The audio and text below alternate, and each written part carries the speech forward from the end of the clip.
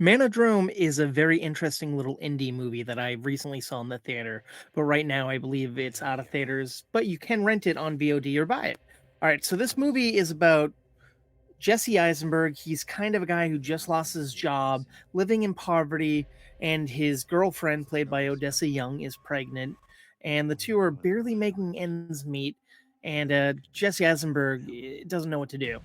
And then one day he is introduced to a group of men led by Adrian Brody, who are like a brotherhood and just so welcoming and friendly to him.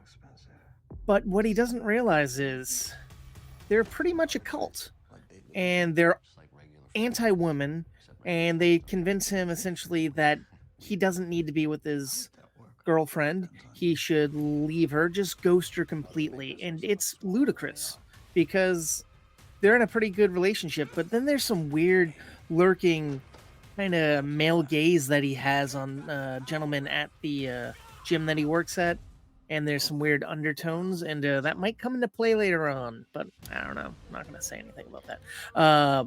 But no, overall, this movie is interesting because it wants because at some points Jesse Eisenberg is leaning more towards these men and not his girlfriend, and then it just kind of wavers like that a bit.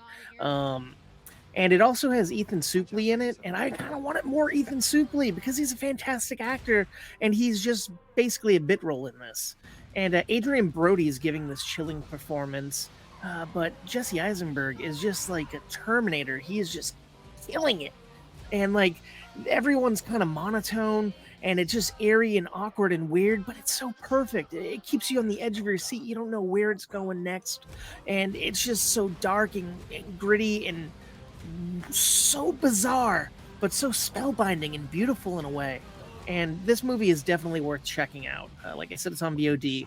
And if you like movie review podcasts, check mine out. It's called Movie Toast, news and reviews available wherever you get your podcasts. Thank you and stay toasty.